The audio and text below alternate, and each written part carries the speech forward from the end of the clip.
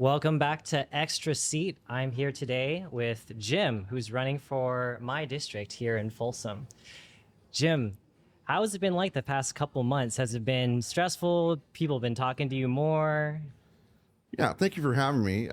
It's been interesting. More people want to talk. It seems like after Labor Day, even though I've been working on this for well over a year and a half, after Labor Day, things really jumped off, which is fine. I've been meeting with a lot of people, a lot of community meetings, a lot of walking. I've walked the whole district. I'm on the process of walking it for the second time now. So, Wow. You get to see our infrastructure firsthand. I know we're going to talk about Measure G. yes, we will. And just getting to talk to people, and they have more questions than they did in the summer, so it's good. Okay. What are some of the most interesting questions that you haven't expected? That I have not expected. Right. There's really nothing I haven't been unprepared for. Okay. I've been working on this, like I said, for over a year and a half, going to city council meetings, Yeah. making sure that I'm aware of the issues and what people are on people's minds. So I can't think of anything that's caught me off guard. I used to serve as an HOA board member, and those meetings at the HOA level, much smaller. It's easy for people to feel like maybe they're not being listened to when they really are, but maybe you've heard it before. When you were going to the council meetings, how did you feel when you were attending them? I only spoke at one of them, and I actually felt like, and I feel like our current council does a really good job listening to the citizens. They have a lot on their plate, and I know if I get elected, that'll be my job. But it's important that you hear the complaints of everyone. Yeah. Whether it's on an item on the agenda or what's called business from the floor, which is a non-agendized item. Yeah. People are very passionate and care about their community, and it was good to learn what the hot button issues are, which is what I had heard before I even jumped into this. Mm-hmm. And going to council has been a really good education for everything from the budget to infrastructure projects to things like that. That's awesome. So if you are elected, what is could you summarize how you would approach a local policy decision? Obviously, there's the spending aspect to it. There's considering your own district versus the whole city.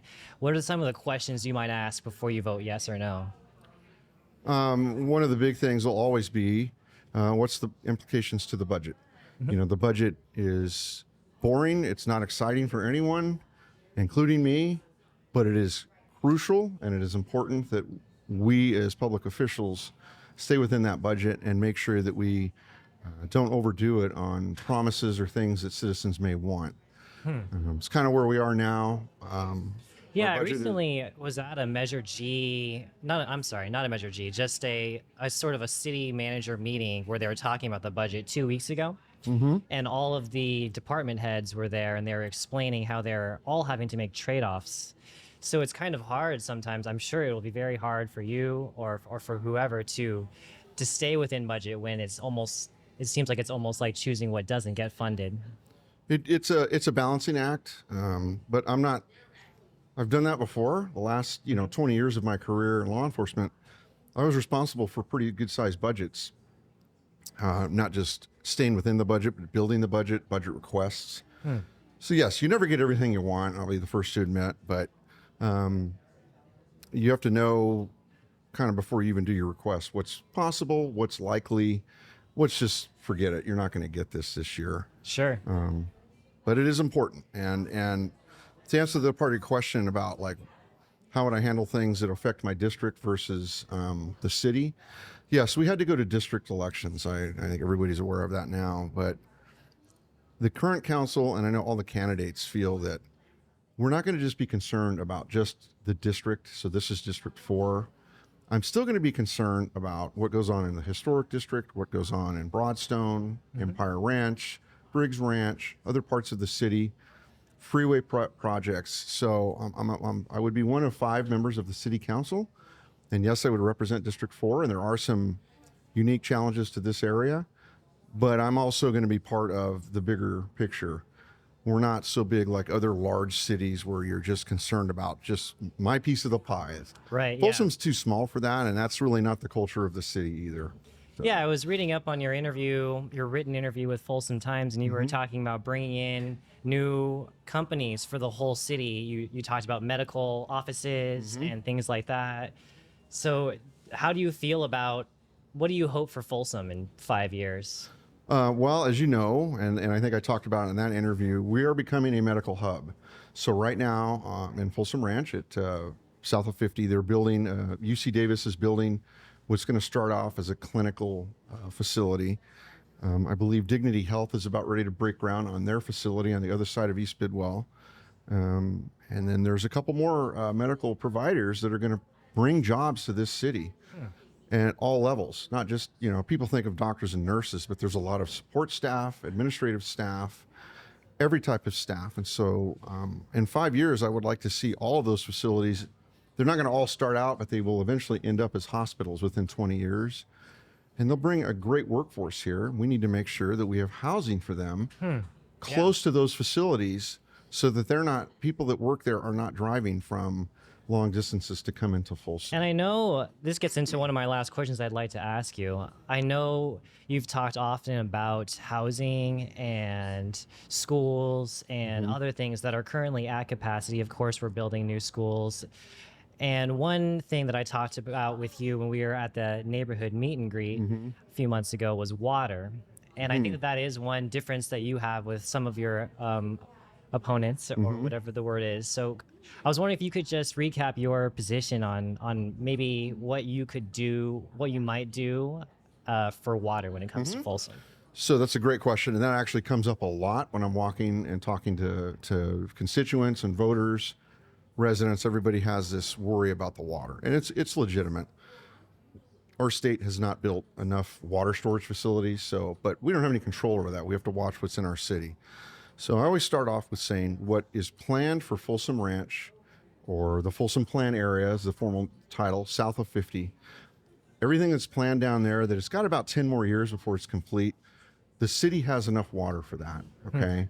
Even if we have back-to-back-to-back drought years, the city has ensured that we have the water for that area, all right?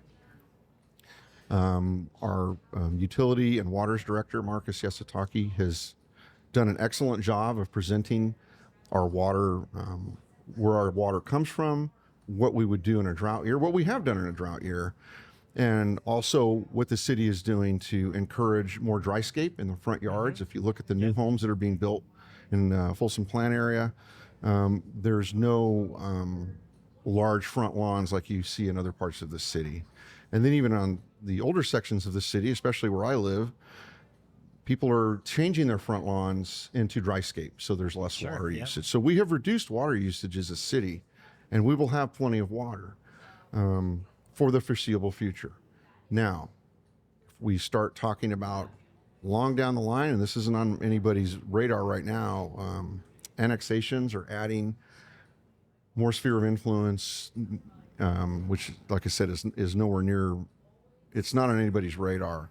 Then we have to talk again about where's the water going to come from? And a sphere of influence is basically just expanding Folsom. Is that what that means? Yeah, so the sphere of influence is the first part under the LAFCO, Local Agency Formation Commission.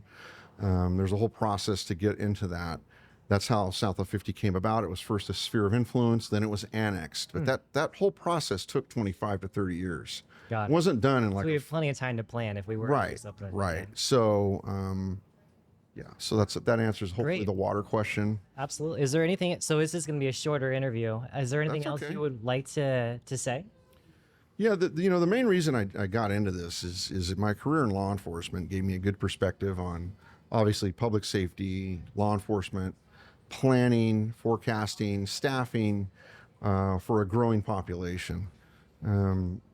We cut law enforcement officers in 2009, and we never added those street cops back, and yet our population grew, and crime has increased dramatically in the past 2 years, unfortunately.